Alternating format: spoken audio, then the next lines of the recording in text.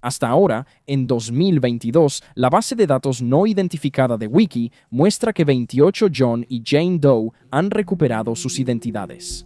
La genealogía ha ayudado a las fuerzas del orden a identificar víctimas, sospechosos y perpetradores en los últimos años. Sin embargo, en docenas de casos sin resolver, no siempre es tan sencillo. Hay muchos casos en los que se identifica a los fallecidos, pero sus asesinos siguen sin nombre. Hoy exploraremos dos casos horribles y antes sin resolver de mujeres no identificadas que recientemente fueron identificadas.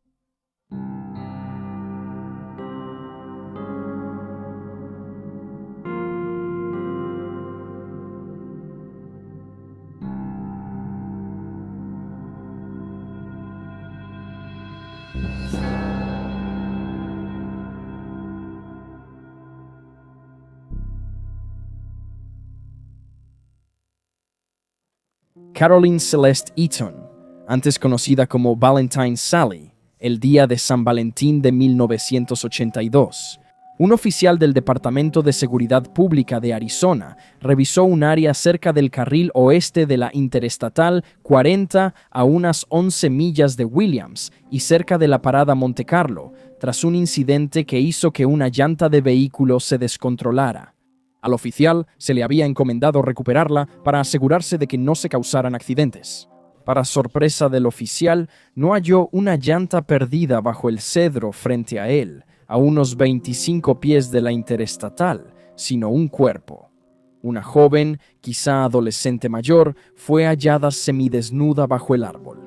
Todavía llevaba puesta su prenda azul de la marca Seasons, pero su sostén y un jumper a rayas rojas y blancas fueron encontrados cerca. No llevaba ninguna forma de identificación y tenía muy pocas pertenencias personales, solo su ropa y un pañuelo. Jane Doe tenía cabello rubio, cicatrices en el pie y muslo izquierdo y perforaciones en el lóbulo izquierdo.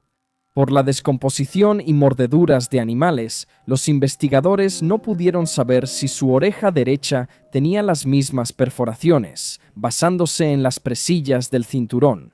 Las autoridades concluyeron que Jane Doe fue arrastrada hasta donde hallaron su cuerpo. El estado de sus restos dificultó que el médico forense determinara la causa de su muerte, pero se cree que fue estrangulada. Uno de sus molares inferiores había sido preparado para una endodoncia poco antes de su muerte. Se estima que murió entre el 1 y el 6 de febrero, aunque testigos dijeron verla viva el 3. Las autoridades, al pedir ayuda al público, empezaron a crear una cronología de los últimos movimientos de Jane Doe. Un estudiante de la Universidad del Norte de Arizona recordó recoger a una adolescente el 2 de febrero rumbo al norte. Ella dijo venir de Phoenix, donde vivía con amigos y trabajaba de lavaplatos. Algunos problemas familiares la hicieron viajar a Nueva Jersey. Planeaba llegar a Flagstaff para que un camionero la llevara a la costa este. Al entrevistar al personal de Monte Carlo en Ash Forks, los detectives conocieron a Patty Wilkins, trabajadora y miembro de la familia dueña del restaurante.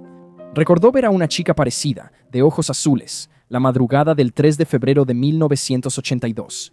En ese momento la acompañaba un hombre mayor, que Patty pensó podría ser su padre, tío o abuelo. Creyó que él tenía unos 60 años entonces.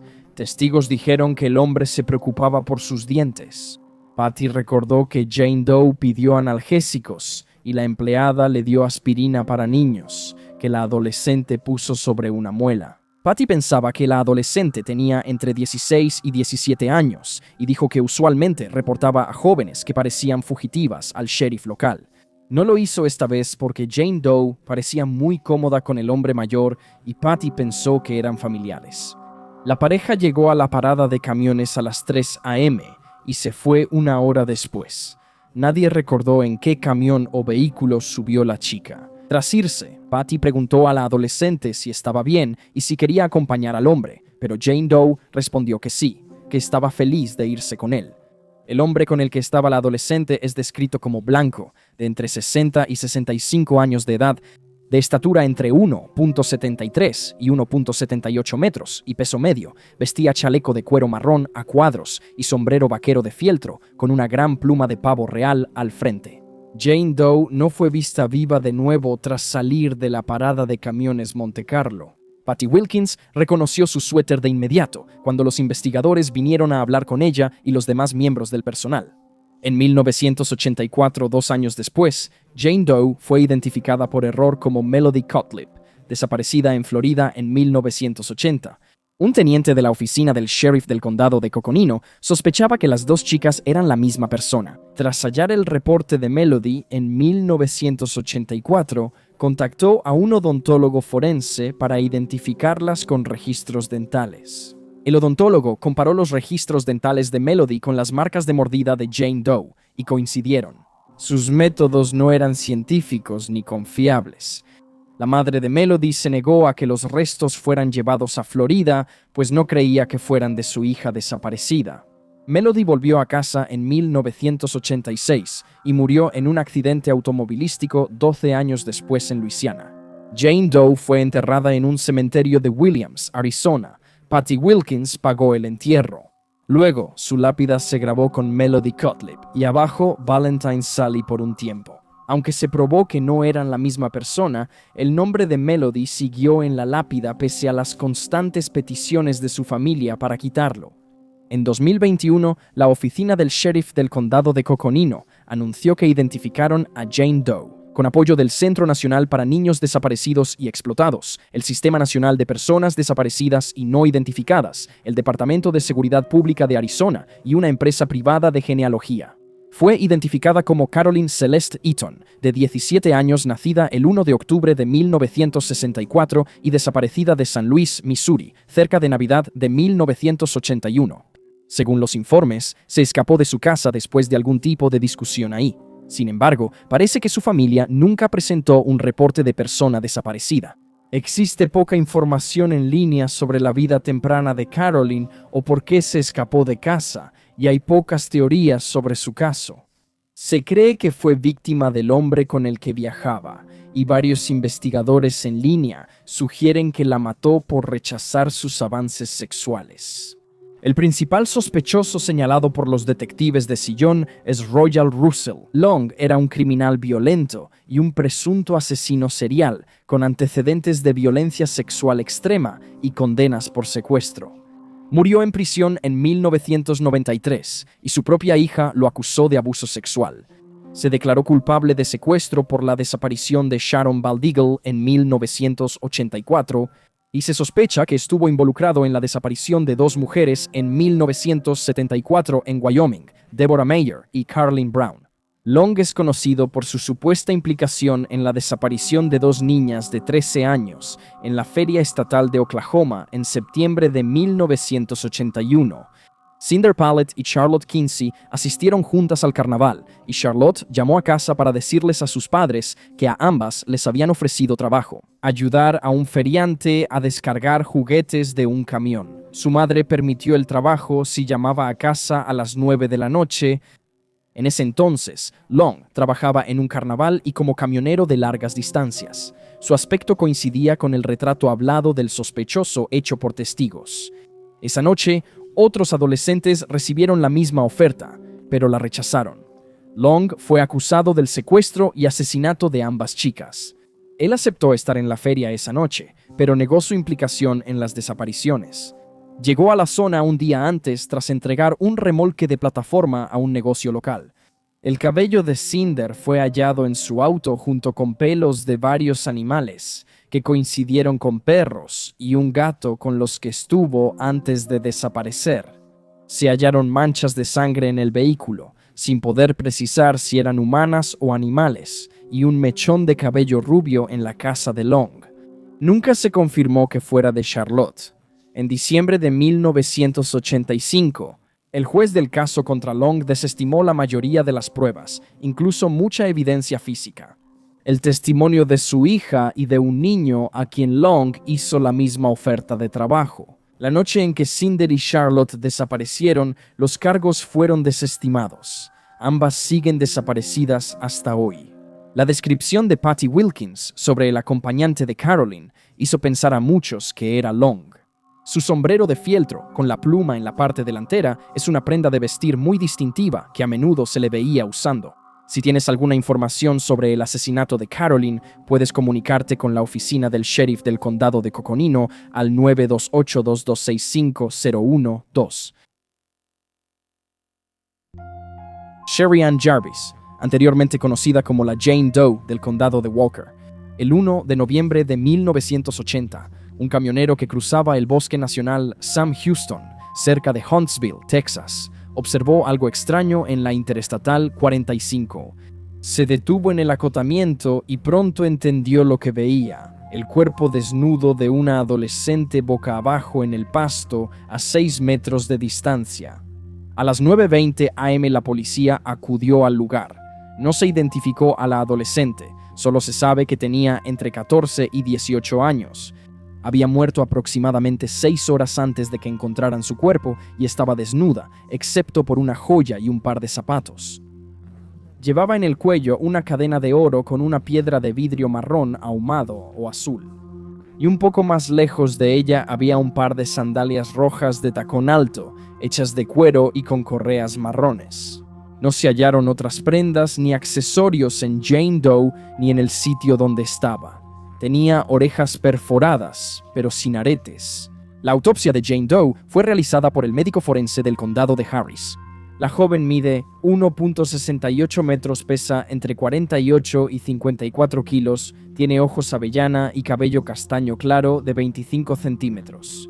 Cabe destacar que su cabello tenía un tono rojizo, pero no mostraba señales de tinte ni otros tratamientos de coloración. Sus uñas de los pies eran rosa claro y las de las manos no tenían esmalte. El forense describió a Jane Doe como bien nutrida y afirmó que probablemente provenía de una familia de clase media. Como recibió atención dental y no sufrió desnutrición, se determinó que Jane Doe murió por asfixia por estrangulamiento con lazo y que su muerte fue violenta. Se pensó que había sido estrangulada usando unas medias. Fragmentos de esas mismas medias y de su ropa interior fueron encontrados en su cavidad vaginal. Se cree que esto fue para evitar que sangrara al moverla de la escena del crimen al lugar donde la dejaron. Jane Doe fue agredida sexualmente con un objeto contundente y golpeada antes de morir. Tenía el rostro muy hinchado, sobre todo en boca y ojos, y una marca de mordida profunda en el hombro derecho. Sin una identificación, los investigadores sabían que tendrían mucho trabajo por delante, y no pasó mucho tiempo antes de que pidieran ayuda al público para obtener información, con la esperanza de averiguar si viajaba con acompañantes y dónde había estado en los días previos a su asesinato. Pronto obtuvieron una pista. Testigos, como el gerente de la gasolinera Gulf y 2 empleados de Hitch and Post, vieron a Jane Doe un día antes de su muerte. Todos ellos la vieron usando jeans azules, un suéter amarillo sucio y una sudadera blanca de punto con bolsillos grandes. La vieron cargando las sandalias rojas halladas en el basurero. Testigos dicen que Jane Doe llegó desaliñada a la gasolinera Gulf cerca de las 6:30 p.m. del 31 de octubre. Ella bajó de un Chevrolet Caprice azul, modelo 1973 o 1974 con techo claro, conducido por un hombre blanco. En la gasolinera, la adolescente pidió indicaciones para llegar al Departamento de Correcciones de Texas, específicamente a la prisión Ellis, ahora Unidad Ellis en el condado de Walker. A Jane Doe le dieron indicaciones y luego se fue a pie. Más tarde la vieron caminando al norte por avenida Sam Houston. Más tarde, la vieron en la parada de camiones Hitch and Post, a lo largo de la Interestatal 45. Allí, de nuevo, pidió indicaciones para llegar a la unidad Ellis. Ella dijo que un amigo la encontraría ahí. Una mesera le hizo un mapa y le preguntó si sus padres sabían dónde estaba. Jane Doe supuestamente le respondió: ¿a quién le importa?, antes en su conversación. Ella había afirmado tener 19 años y dijo que era de Rockport o de Aransas Pass, ambos lugares en Texas. La mesera le dijo a los investigadores que sentía que la joven era una fugitiva. Este fue el último movimiento conocido de Jane Doe. ¿Cómo terminó muerta al lado de la Interestatal 45 y quién la mató siguen sin resolverse? Preguntas en el caso. Tras saber que intentó llegar a las unidades Ellis, las autoridades interrogaron a reclusos y empleados, pero nadie reconoció su foto. Según los informes, solo un recluso tenía una edad similar a la de la joven, pero nunca se estableció ninguna conexión entre ellos.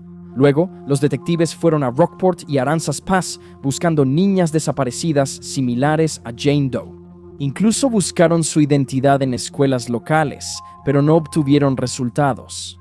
Walker County Jane Doe fue sepultada el 16 de enero de 1981 en el cementerio Oakwood, Huntsville, Texas. La lápida fue donada por Morris Memorials, un negocio familiar de Huntsville. El caso de Jane Doe estuvo inactivo hasta 1999, cuando exhumaron sus restos para un examen forense y extracción de ADN. En ese tiempo, las autoridades dijeron que creían que tenía entre 14 y 16 años y medio. Sin embargo, el progreso en ese momento fue lento y, finalmente, el caso volvió a enfriarse. En 2015, el caso fue reabierto. Se hicieron pruebas de ADN en las sandalias halladas en la escena, pero los resultados nunca se revelaron. En diciembre de ese año, se publicó en línea la foto de una joven blanca de 14 años y 1.62 metros de estatura. Ella se parecía a Jane Doe. La foto era de dos hermanos que recordaban haber conocido a la joven en un motel de Beeville, Texas, en el verano de 1980. Recordaban que la chica se llamaba Kathleen, con K o C, vivía con una pareja y quizá era de Corpus Christi, Texas. La chica quería ver a un amigo de la prisión estatal de Texas en Sugarland. Se determinó que esta chica no era Jane Doe en algún momento después de la muerte de Jane Doe. El periodista Miguel Hargraves sugirió que la autora era una mujer, por el uso de objetos en la agresión sexual y la falta de semen en Jane Doe y la escena. Afirmó que los hombres que cometen delitos sexuales suelen morder zonas más sensibles como el pecho, no el hombro. También preguntó por qué el culpable no se llevó su collar como trofeo, como hacen muchos delincuentes para revivir sus crímenes. Sin embargo, se ha argumentado que Jane Doe podría haber estado usando más joyas además de su collar, por lo que es posible que se haya llevado otra cosa como recuerdo. Tampoco se ha encontrado su ropa ni se sabe qué ocurrió con ella. Otra teoría en el caso de Jane Doe la vincula con Deborah Jackson, antes llamada Orange Socks. Deborah fue asesinada un año antes que Jane Doe, el 30 o 31 de octubre de 1979 en Georgetown, Texas. También fue estrangulada hasta la muerte y dejada desnuda, y fue encontrada solo unas horas después de su asesinato. Deborah es mucho mayor que Jane Doe, con 23 años, pero esto no descarta una conexión. Henry Lee Lucas, infame asesino serial, afirmó ser responsable de su muerte y fue condenado por el crimen, aunque muchos dudan porque era un mentiroso conocido y confesó unos 600 asesinatos estando encarcelado. Se compararon los registros dentales con la mordida en el hombro de Jane Doe y no coincidían. Lucas murió en prisión en 2001. En 2017 se planteó que Jane Doe fue víctima de un asesino serial responsable de otras 3 muertes. En 1980, abandonando sus cuerpos a lo largo de la Interestatal 45. Solo la mitad de las víctimas han sido identificadas. Todas murieron estranguladas y eran consideradas de alto riesgo. Las otras mujeres no identificadas eran negras. Una tenía entre 20 y 30 años. Fue hallada el 15 de octubre de 1980 en Houston, posiblemente de ascendencia asiática, y había muerto meses antes. La otra mujer fue encontrada debajo de un puente en Houston en diciembre de 1980. Se estima que tiene entre 16 y 26 años. En 2020, la oficina del sheriff del condado de Walker y Othram Incorporated intentaron identificar a Jane Doe con genealogía genética, esperando avanzar en el caso. Tras varios intentos, Othram Incorporated logró extraer ADN y crear el perfil genético de la joven. El 9 de noviembre de 2021, la oficina del sheriff anunció que Jane Doe ya tenía nombre. Fue identificada como Sherry Ann Jarvis, de 14 años, quien se había escapado de Stillwater, Minnesota, en la primavera de 1980. Sherry, conocida como Toti por sus amigos, nació el 9 de marzo de 1966. Su familia dijo que le gustaba montar a caballo y convivir con niños y animales. A principios de 1980, cuando aún tenía 13 años, fue retirada del cuidado de su familia y colocada en un hogar estatal debido a su ausentismo escolar. El hogar era propiedad y estaba operado por una pareja que tenía 5 hijos propios. Ellos recibían a otros jóvenes de entre 12 y 18 años que estaban esperando comparecer ante los tribunales de menores. Podían atender hasta 18 niños a la vez, siempre supervisados por 6 adultos. Sherry huyó cuando debía ir al Tribunal del Condado de Washington en marzo de 1980. Acompañada por otras 2 chicas, que eran hermanas, el trío llegó hasta Green Bay, Wisconsin, antes de que las 2 chicas no identificadas decidieran regresar a casa. Sherry, mientras tanto, se negó y se fue sola a pie. La familia tuvo noticias de ella por última vez en agosto, cuando mandó una carta a su madre desde Denver, Colorado. Dijo que no regresaría a casa hasta tener al menos 18 o 21 años y expresó su frustración por estar bajo cuidado estatal. Sherry fue estudiante en Central Junior High School en Forest Lake, Minnesota. Tras su desaparición, su familia conservó el mismo número de teléfono por si quería contactarlos. La buscaron por su cuenta y con un investigador privado, pero nunca la hallaron. Su padre, Don Jarvis Sr., murió a los 78 años en enero de 2018 y su madre, Kerry, a los 78 en junio de 2019. Los hermanos de Sherry están aliviados por hallar cierre, pero desean que el asesino sea juzgado algún día. Los investigadores dicen que identificar a Sherry les ha traído muchas nuevas pistas y esperan que algunas sean útiles. Nunca se ha aclarado por qué Sherry quería llegar a la unidad Ellis. Se ha teorizado que fue asesinada por alguien con quien estaba viajando de aventón, o posiblemente por un camionero que le dijo que podía dormir en su cabina. Su cuerpo fue hallado cerca de una parada de camiones, por lo que muchos creen que ahí ocurrió el crimen. Identificar a Sherry y Jarvis es solo parte del reto. Su asesino sigue libre. Si tienes información sobre su caso, contacta a la oficina del sheriff del condado de Walker al 936435-2400.